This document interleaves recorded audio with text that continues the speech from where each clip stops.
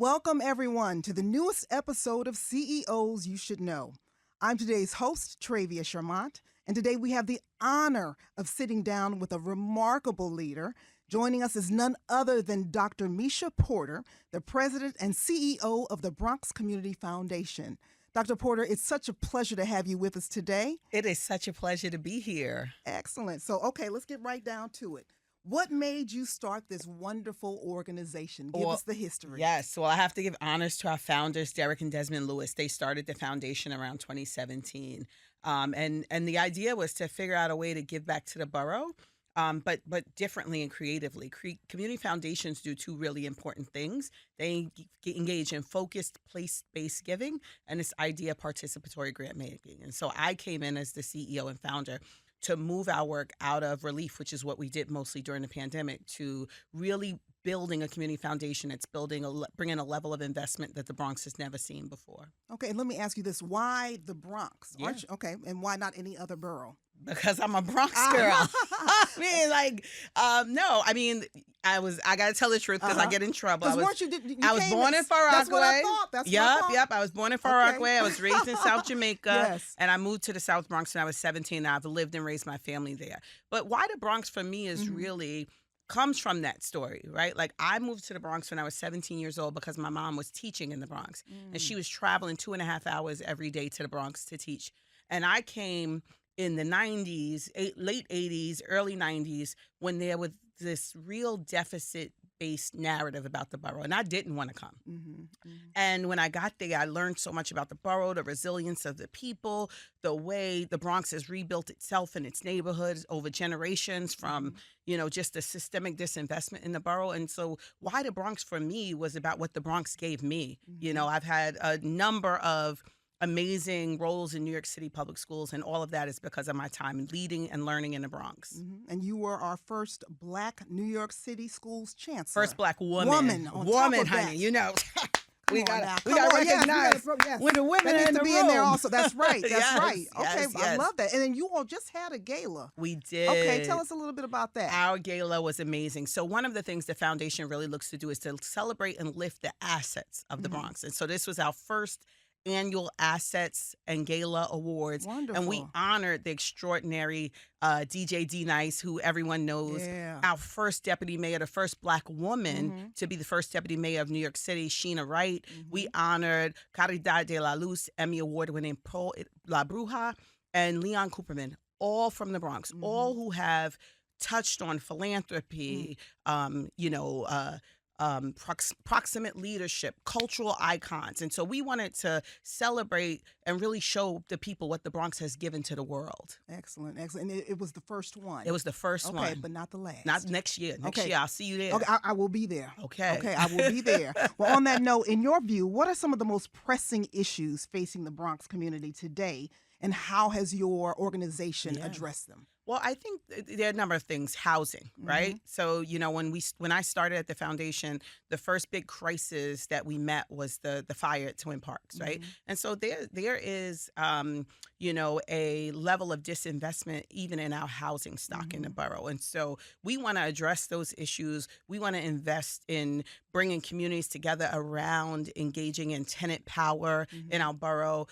So housing's an issue, food's an issue. The Bronx, 1 in 4 Bronxites is food insecure. And so we want to do two things. We want to make financial investments, but we also want to give folks the tools to be empowered on their own, which is what the Bronx is known for. And so food, housing, education. I'm a teacher by trade, so I'm always going to take it back to school because the school is centered to community and technology, right? Like access to high-speed internet. 40% of Bronxites don't have access to high-speed internet, which means for me as a teacher, 40% of Bronxites were disconnected from education. Wow. And so we have to address those issues, and the foundation's ready to step up and do it. And how do you get the community engaged? How do you hear them and listen to them on what they feel they need? So that's where we started. Just because I live in the Bronx, raised my family in the Bronx, doesn't mean I know what everybody in the Bronx needs. And so we spent the last year having conversations with over 1,000 residents, partnering with over 20 nonprofits. When I took this job, I said the first thing I wanted to do was talk to people, because folks come into community, and the foundation is a philanthropic organization, but often philanthropist thinks from the perspective of what they think someone needs. Mm-hmm. I'm a Bronxist, not a philanthropist. Right. And so I'm starting from what people say they need, what people know they need, because they're experiencing the problems. And so we spent a year talking to residents about what they needed and wanted. And, one of my favorite conversations was with 102-year-old Fermina Montez, who showed up to dream about the Bronx. Now, if 102-year-old Fermina Montez can show up for the Bronx, surely Meisha can. And so that's what we do. We started with talking to people. We didn't assume we knew what we needed to do. We believe in community power. We believe in the voices of the people. And so who better to inform what a foundation should be in a borough but them? Yeah, okay, excellent. Now tell me about some of the partnerships you have. Yeah. So we partner with nonprofits, and so New Settlement, Parent Action Group, and New Settlement as an org, Hostos Community College, Bronx Community College, our Bronx Borough President, first Black woman to lead the borough, Vanessa L. Gibson, Montefiore Einstein, the New York Yankees, and so the Bronx Botanical Gardens. So from large anchor institutions to, our bistro, the restaurant, local small businesses, medium-sized nonprofits. And so everybody's a part of this story about rebuilding the borough. It's not one person's story. It's a collective. And it's about all sectors really coming together to build the borough forward. Okay. Now, as a president CEO, that's a huge responsibility. Tell me about your journey being the president and CEO, and what advice do you have for other CEOs or up-and-coming leaders? I mean, my journey started very differently. I'm in a very different role. I'm a teacher by trade. Being a principal was my favorite job. I've led school systems. But all of that, most of my work has been in the Bronx. And so as a CEO leading a foundation, as a Black woman CEO leading a foundation, first I have to challenge, right? And challenge the way philanthropy shows up differently, right? And so this idea of, not deciding what people need, but investing in what we know we need. My advice to CEOs, up and coming CEOs, current CEOs is lead for your people, lead with your people in mind, right? Have a real vision for change and lead with that in mind. Often we are playing on the margins about what change looks like, or what can we change, or what can't we change.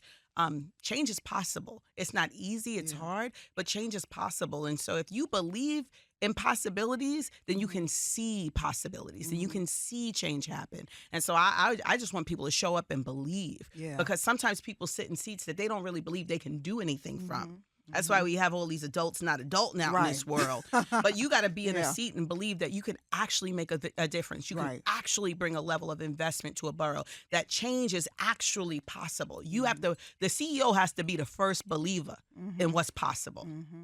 Amen. Okay. I was going to say amen, but I'm going to say it anyway. Amen to that.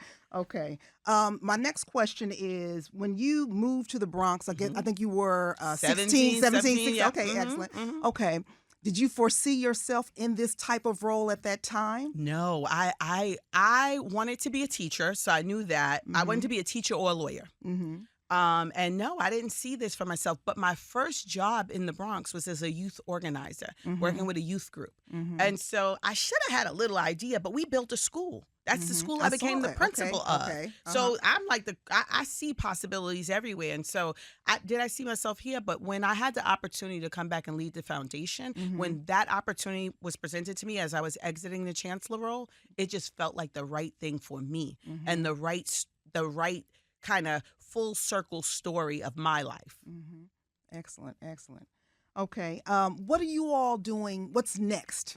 What's the next step? So the next step is, the foundation is doing a couple of things. We're a convener, we're a grant maker, and we engage in strategic partnerships, strategic programmatic partnerships. So next is, we're going to raise a lot of money. Okay, we got to do that. That's first. That's actually first, not just next. That's first.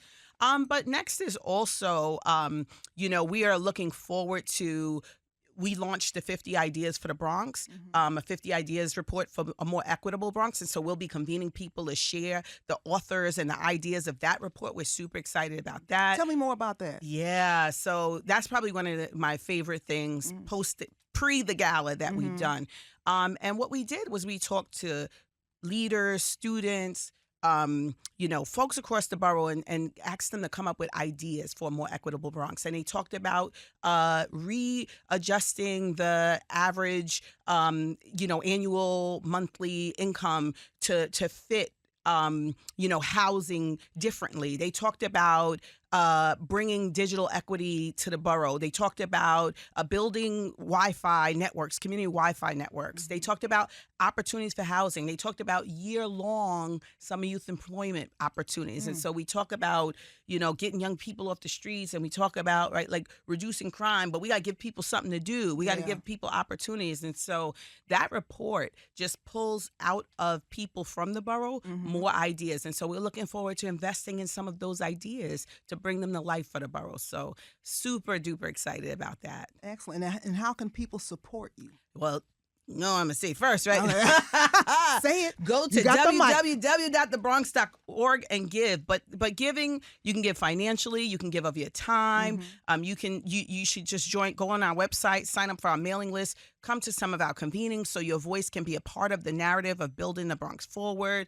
And just watch us. We're on every social, and today we're on iHeartRadio with you. I'm so excited. So looking forward to, just getting more voices at the table. Like you said, for us, it's about a collective vision for the borough and not one person's. Excellent. All right. And is there anything specific that's happening in the next few weeks? Any other big events that you'd like to share with us? Well, we'll be at Yankee Stadium in August, so watch for that. We'll put that up. We'll put some more information out about that. Another opportunity to engage with us at the stadium.